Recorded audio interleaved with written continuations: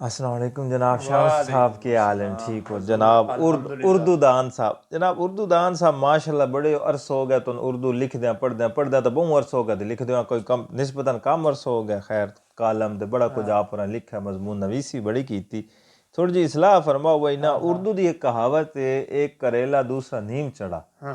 इसका थोड़ा जिहा मानी जड़ा है ना थोड़ा वजाहत करो, ये मतलब कि ये इस तो मुराद के लिया वैंदा यार सरान साहब इंज होया कि ਇਹਦੇ ਉੱਤੇ ਇੱਕ ਪਰਸੈਪਸ਼ਨ ਲੋਕਾਂ ਦੀ ਇਹ ਹੈ ਕਿ ਇਹ ਕੋਈ ਜਿਹੜਾ ਨਾ ਦੋ ਬੰਦਿਆਂ ਦੀ ਗੱਲ ਹੁੰਦੀ, ਕੋਈ ਦੋ ਭੈੜੇ ਬੰਦਿਆਂ ਦੀ ਗੱਲ ਹੁੰਦੀ ਪਈ ਹੈ। ठीक है ਕਿ ਇੱਕ ਬੜਾ ਯਾਨੀ ਕਿ ਨਾ ਇੱਕ ਕਾਬੜ ਵਾਲਾ ਹੈ, ਲੇਕਿਨ ਉਹਦਾ ਜਿਹੜਾ ਦੂਆ ਮੱਦੇ ਮੁਕਾਬਲੇ ਨਾ ਉਹ ਉਸ ਤੋਂ ਜ਼ਿਆਦਾ ਕਾਬੜ ਵਾਲਾ ਹੈ। यो दे ਇਹ नाल ਦੋ ਹੈ ਨਾ। ठीक है ਅੱਛਾ ਦੂਵੀ ਇਹ ਵੀ ਲਈ ਵੈਂਦਾ ਕਿ ਜਿਹੜੇ ਥੋੜਾ ਜਿਹਾ ਸਾਡੇ ਸ਼ੁਗਲੀ ਹਜ਼ਰਾਤ ਹੁੰਦੇ ਨਾ ਉਹ ਇਹ ਆਖਦੇ ਨੇ ਕਿ करेले की जी भाजी पक्की हुई है ना, हाँ करेले कोड़े होंदे मशहूर है, ओदी अम्मा या सामानी कोलों सही न पक्के हाँ ते ओ थोड़ी जी ज्यादा कोड़ी रह वने ते ओ आदन जी कि ए बनना जी भाजी है ना सालन हाँ ए एक करेला है उत कोड़ा उतू एक ना नीम दे बूटे तो लाया ने कि होर कोड़ो हो गया। ऐसी मेरे न गल कोई नहीं, ओ एक लस्सी है जिदे पानी सट्टिया उनु बधांदे हाँ बिल्कुल। ਇਹਦਾ ਜਿਹੜਾ ਇੱਕ ਤੁਸੀਂ ਕਰ ਲੋ ਨਾ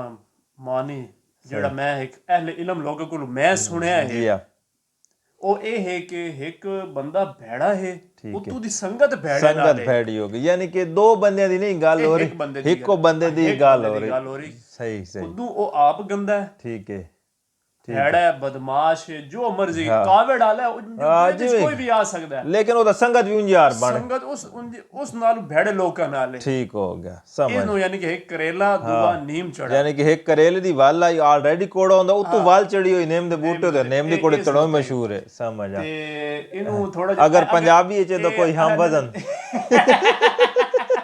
तेरी गल पंजाबी तो बस समझ ज्यादा अच्छे तरीके नाल आवेंदी। ਹਾਂ ਇਹ ਹਾਲਾਂਕਿ ਮੈਂ ਤੁਹਾਨੂੰ ਆਖਿਆ ਕਿ ਤੁਸੀਂ ਨਾ ਪੰਜਾਬੀ ਦਾ ਕੋਈ ਲੈ ਕੇ ਆਵਣੀ ਜ਼ਰਬੁਲ ਮਿਸਲ ਜਾਂ सही ਤੁਸੀਂ ਉਰਦੂ ਦੀ ਲੈ ਕੇ ਆਇਓ। ਮੈਨੂੰ ਹੁਣ ਅੱਛਾ ਪੰਜਾਬੀ ਦੀ ਜਿਹੜੀ ਹੈ ਨਾ ਇਹਦੀ ਉਹ ਇਹ ਹੈ ਕਿ ਇੱਕ ਸੱਪ ਦੋ ਉੱਡਣਾ नहीं हुण समझ आ गई ना जिन्हें आवाज अगे ना समझ आई हुण क्लियर हो भाई एक सप तो उड़ना सप दूआ उड़ना ਇਹਦਾ ਪੰਜਾਬੀ ਦਾ ਯਾਨੀ ਕਿ हां यानी कि अगर उर्दू तू पंजाबी ਕਨਵਰਟ ਕਰੋ ਨਾ ਉਹ ਇਹਦੇ ਵਿੱਚ ਜ਼ਰਬੁਲ ਮਿਸਲ ਦੇ ਨਾਲ ਕਰਾਂ ਸਹੀ। ਅੱਛਾ ਅਗਰ ਇਸ ਨੂੰ ਅਸੀਂ ਥੋੜਾ ਜਿਹਾ ਕੰਪੇਅਰ ਕਰੀਏ ਨਾ ਉਰਦੂ ਤੇ ਪੰਜਾਬੀ ਦਾ, ਹਾਂ ਚਸ ਨਾਲ ਕੰਪੇਅਰ ਕਰੀਏ ਤੇ ਪੰਜਾਬੀ ਦੀ ਜ਼ਿਆਦਾ ਚਸ नहीं पंजाबी दे तो लेवल उर्दू तो देखो ना केड़ा शानदार करेला ऊपर से नीम चढ़ा, क्या खूबसूरत लखनऊ वाली उर्दू बड़ी शकील किस्म दी उर्दू है। ਤੇ ਵਾ ਸਾਡਾ ਕਰੇਲਾ ਜਿਹੜਾ ਹੋਇਆ ਉਹ ਸਾਡੇ ਕੋਈ ਬੇਲੀ ਹਜ਼ਰਾਤ ਨੂੰ ਦਾ ਉਹ ਆਦਨ ਜੀ ਸਾਡਾ ਕਰੇਲਾ ਜਿਹੜਾ ਸਬਜ਼ੀਆਂ ਚ ਮੁਰਸ਼ਿਦ ਹੈ।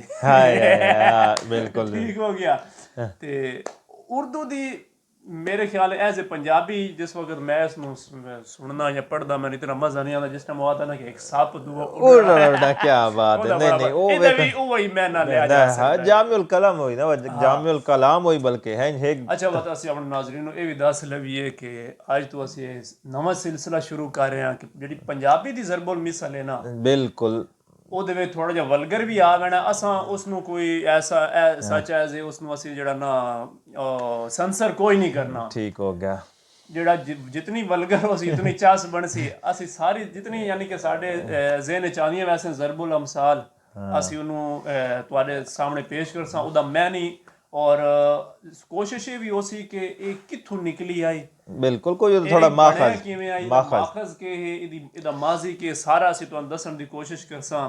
ਅਗਰ ਉਹਦਾ ਸਾਨੂੰ ਮਾਖਜ਼ ਨਹੀਂ ਵੀ ਮਿਲਦਾ ਤੇ ਅਸੀਂ ਤੁਹਾਨੂੰ ਕਮ ਅਜ਼ ਕਮ ਮਾਨੀ ਜ਼ਰੂਰ। ਅਸਲ ਇਹਦਾ ਮਕਸਦ ਸਿਰਫ ਇਹ ਹੈ ਵੀ ਨਾ ਸਾਡਾ ਬਦਕਿਸਮਤੀ ਨਾਲ ਪੰਜਾਬੀਆਂ ਦੀ ਜਿਹੜੀ ਨਾ ਜੀ ਸਿਤਮ ਜ਼ਰੀਫੀ ਹੈ, ਜਿਵੇਂ ਇੱਕ ਸੋਤੇਲੀ ਔਲਾਦ ਹਰਾਮ ਦੇ ਬਾਲ ਵਾਲਾ ਸਲੂਕ ਕੀਤਾ ਗਿਆ ਨਾ ਪੰਜਾਬੀ ਜ਼ਬਾਨ ਨਾਲ, ਕਿਸੇ ਵੀ ਜਾਤ ਹੈ ਨਾ ਪੈਮਾਨਾ ਜਿਹੜਾ ਹੁੰਦਾ ਨਾ ਵੀ ਕਿਸ ਬੰਦੇ ਨੂੰ ਕਿਸੇ ਜ਼ਬਾਨ ਦੇ ਕਿਤਨਾ ਜਿਹੜਾ ਨਾ ਅਬੂਰ ਹਾਸਿਲ ਹੈ ਤਾਂ ਉਹਦਾ ਪੈਮਾਨਾ ਇਹ ਹੁੰਦਾ ਵੀ ਉਹ ਜ਼ਰਬੁਲ ਇਮਸਾਲ ਜਾਂ ਮੁਹਾਵਰਾਤ ਕਿਤਨੇ ਇਸਤੇਮਾਲ ਕਰੇਂਦਾ। ਅਗਰ ਤੁਹਾਡੀ ਗੁਫ਼ਤਗੂ ਵਿੱਚ ਜਾ ਬਜਾ ਮੁਹਾਵਰਾਤ ਜ਼ਰਬੁਲ ਇਮਸਾਲ ਆ ਰਹੀਆਂ ਨਾ ਜਿਸ ਵੀ ਜ਼ਬਾਨ ਵਿੱਚ ਤੁਸੀਂ ਗੁਫ਼ਤਗੂ ਕਰ ਰਹੇ ਹੋ, ਜਾਂ ਅਗਰ ਤੁਸੀਂ ਉਰਦੂ ਵਿੱਚ ਗੱਲ ਕरेंਦੇ ਹੋ ਤਾਂ ਗੱਲ ਤੇ ਸ਼ੇਰ ਆ ਰਿਹਾ ਤੇ ਇਹਦਾ ਮਤਲਬ ਹੈ ਤੁਹਾਨੂੰ ਉਸ ਜ਼ਬਾਨ ਤੇ ਅਬੂਰ ਹਾਸਿਲ ਹੈ। ਔਰ ਜ਼ਬਾਨ ਦੇ ਜਿਹੜਾ ਹੈ ਉਸ ਦੀ ਵੋਕੈਬਲਰੀ ਤਾਂ ਬਣਦੀ ਬਿਲਕੁਲ ਸਿਰਫ ਇਸ ਮਕਸਦ ਵਾਸਤੇ ਤਾਂ ਕਿ ਤੁਹਾਡਾ ਜਿਹੜਾ ਨਾ पंजाबी ਦਾ ਜਿਹੜੀ ਤੁਹਾਡੀ ਵੋਕੈਬਲਰੀ ਤੁਹਾਡਾ ਜਿਹੜਾ ਜ਼ਖੀਰਾ ਹੈ ਅਲਫਾਜ਼ ਹੈ ਉਹ ਵਸੀ ਹੋਵੇ ਤੇ ਤਾਂ ਕਿ ਤੁਸੀਂ ਜਿਹੜਾ ਨਾ ਫਖਰੀ ਅੰਦਾਜ਼ ਦੇ ਨਾਲ ਪੰਜਾਬੀ ਕਲਾਮ ਕਰ ਸਕੋ ਜਿੱਥੇ ਵੀ ਜੋ ਆਖਰ ਸਾਡੀ ਪੰਜਾਬ ਕਿ ਵੀ ਸਾਡੀ ਨਿਸ਼ਾਨੀ ਹੈ ਸਾਡੀ ਸ਼ਨਾਖਤ ਹੀ ਹੋਈ ਹੈ ਪਾਕਿਸਤਾਨੀਅਤ ਜਾਂ ਪੰਜਾਬੀਆਂ ਚਲੋ ਮੁਸਲਮਾਨ